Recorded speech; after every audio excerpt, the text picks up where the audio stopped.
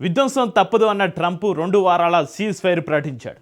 ఇరాన్ను భూమి మీద లేకుండా చేస్తామని బెదిరించిన నోటితోనే టెహ్రాన్ 10 అంశాల పీస్ ప్లాన్పై చర్చకు అంగీకరించాడు.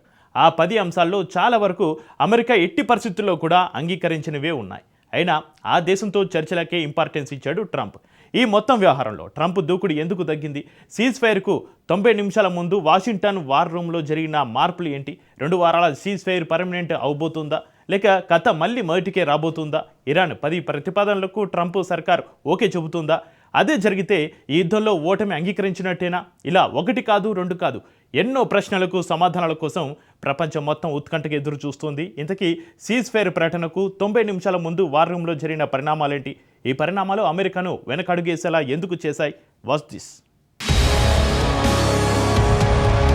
2 వారాల సీజ్ ఫైర్ పర్మనెంట్ పీస్కు ఆరంభం కాబోతోందా? వార్ జోన్లో బిగ్ ట్విస్ట్ ఏంటి? ఆ 90 నిమిషాల్లో ఏం జరిగింది? ఇరాన్ ప్రతిపాదనలపై చర్చ అమెరికా ఓటమితో సమానమేనా? 90 మినిట్స్ ఆఫ్ టెర్రర్.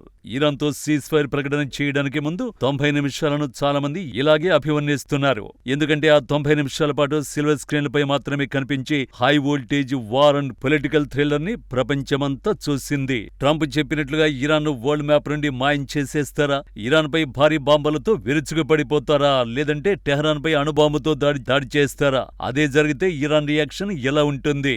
ఇరాన్ కు మద్దతుగా నిలిచే రష్యా, చైనా వంటి దేశాలు ఎలా ప్రతిస్పందిస్తాయి? ఇలా అందరిలోనూ మూడో ప్రపంచ యుద్ధం తాలూకు ఆందోళనలే కనిపించాయి.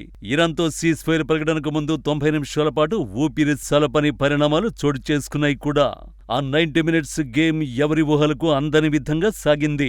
ఆ 90 నిమిషాల్లో ట్రంప్ కదిపిన పావులు, ఇరాన్ వేసిన ఎత్తులు, మధ్యవర్తిగా పాకిస్తాన్ వేసిన అడుగులు చివరికి సీజ్ ఫైర్ దగ్గరకొచ్చి ఆగే.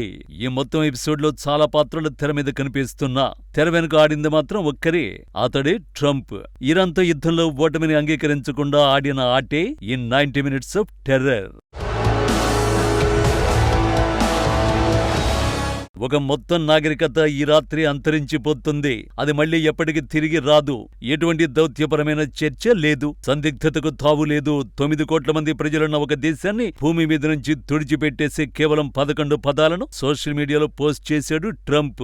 దీనికి అతడు ఇచ్చిన గడువు ఏప్రిల్ 7 రాత్రి 8 గంటలు. టార్గెట్ లిస్ట్ సిద్ధమైంది. వంతెనలు, విద్యుత్ కేంద్రాలు, నీటి మౌలిక సదుపాయాల స్కెచ్లు ఎదురుగా ఉన్నాయి. టెహ్రాన్ సమీపంలోని ఒక పెద్ద వంతెన ధ్వంసం కాబోతోందని ట్రంప్ ఇప్పటికే ఒక నమూనా చూపించాడు. ప్రపంచం ఊపిరి బిగబట్టి చూస్తోంది. టెహ్రాన్లో ఆ ప్రభుత్వం తనకు తెలిసిన ఏకైక మార్గంలో స్పందించింది. అదే త్యాగం. దేశంలోని విద్యుత్ కేంద్రాల చుట్టూ మానవహారంగా ఏర్పడాలని యువతకు పిలుపునిచ్చారు. షియా త్యాగాల సంప్రదాయంలో భాగంగా విద్యార్థులు, కార్మికులు, కుటుంబాలు ఫెన్సింగ్ వద్ద ఒకరి చేతులు ఒకరు పట్టుకుని నిలబడ్డారు. తమ ఆసుపత్రులు నడవడానికి, నీరు సరఫరా కావడానికి అవసరమైన గ్రిడ్ కు ట్రంప్ విధించిన గడువుకు మధ్య తమ శరీరాల్ని అడ్డుగా ఉంచారు. ఇరాన్ ప్రభుత్వ మీడియా దీన్ని ప్రత్యక్ష ప్రసారం చేసింది. ఇక ట్రంప్ ఆదేశాలు ఇవ్వడం, అమెరికన్ ఆర్మీ ట్రిగ్గర్ నొక్కడం ఒక్కటే బ్యాలెన్స్.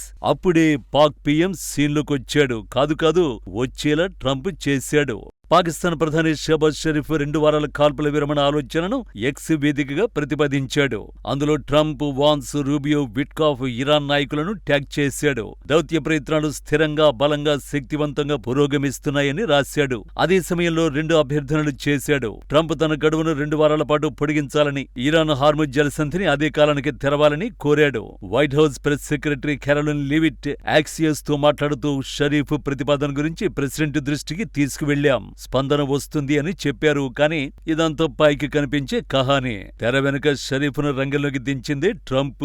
అప్పటికే ఇరాన్ తన 10 అంశాల ప్రతిపాదనను మధ్యవర్తుల ద్వారా అమెరికాకు పంపింది. ఇరాన్ ప్రతిపాదనలో ఆంక్షల సడలింపు, స్తంభింపు చేసిన ఆస్తుల విడుదల, పశ్చిమాసియా ప్రాంతం నుండి అమెరికా దళాల ఉపసంహరణ వంటి అమెరికా ఎప్పటికీ అంగీకరించని డిమాండ్లు ఉన్నాయి. అన్నింటికంటే ముఖ్యంగా హార్ముజ్ పై ఇరాన్ నియంత్రణ డిమాండ్ కూడా ఉంది. అందుకే ట్రంప్ ఆ ప్రతిపాదనను సోమవారమే తిరస్కరించాడు. కానీ పాకిస్తాన్ ద్వారా మరోసారి ఇరాన్ చేసిన ప్రతిపాదనపై చర్చకు ట్రంప్ అంగీకరించాడు. ఎందుకంటే ఈ యుద్ధంలో అమెరికాకు ఖచ్చితంగా విరామం అవసరం.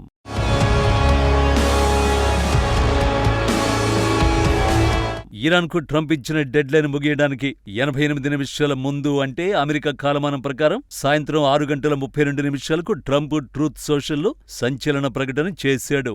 పాకిస్తాన్ ప్రధాని షహబాజ్ షరీఫ్, ఫీల్డ్ మార్షల్ ఆసిమ్ మునీర్లతో జరిపిన సంభాషణల ఆధారంగా వారు ఇరాన్పై జరపబోయే విధ్వంసాన్ని ఆపాలని కోరినందున ఇరాన్ ఇస్లామిక్ రిపబ్లిక్ హార్ముజ్ జలసంధిని పూర్తి స్థాయిలో తక్షణమే తెరవడానికి అంగీకరించినందున తాను ఇరాన్పై బాంబు దాడులను 2 వారాల పాటు నిలిపివేయడానికి అంగీకరిస్తున్నాను అని పోస్ట్ చేశాడు.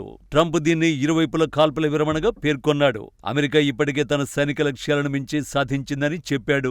ఇరాన్ పంపిన 10 అంశాల ప్రతిపాదన చర్చలకు తగిన ప్రాతిపదిక అని చెప్పాడు. దీనిపై ఇరాన్ విదేశాంగ మంత్రి అబ్బాస్ అరాగ్చి నిమిషాల వ్యవధిలోనే స్పందించాడు.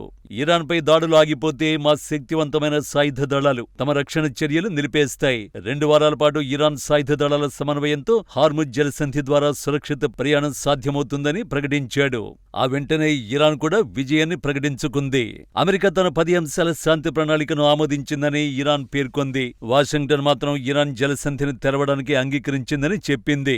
యురేనియం సిద్ధి చేసేందుకు హార్ముజ్పై ఇరాన్ కంట్రోల్, తక్షణమే అన్ని ఆంక్షలు ఎత్తేయడం సహా తమ 10 ప్రతిపాదనలకు అమెరికా గత్యంతరం లేక ఒప్పుకుందని ఇరాన్ ప్రకటించింది. అటు అమెరికా సైతం తమ మిలిటరీ లక్ష్యాలను తాము చేరుకున్నామని, తాము అనుకున్న దానికంటే ఎంతో అపూర్వమైన విజయాన్ని సాధించామని ట్రంప్ ప్రకటించాడు.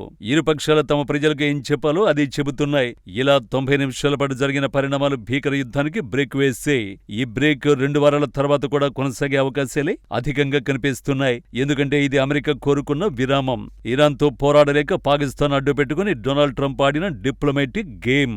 ఈ ఆటలో సీజ్ ఫైర్ అనేది ఓటమిని అంగీకరించకుండా గౌరవంగా ఇరాన్ నుండి తప్పుకునే ప్రయత్నం మాత్రమే. అలానే ఇరాన్ డిమాండ్లకు అమెరికా అంగీకరించదు. సింపుల్ గా చెప్పాలంటే ఈ 2 వారాల సీజ్ ఫైర్ తర్వాతే అస్సలాట మొదలవుతుంది.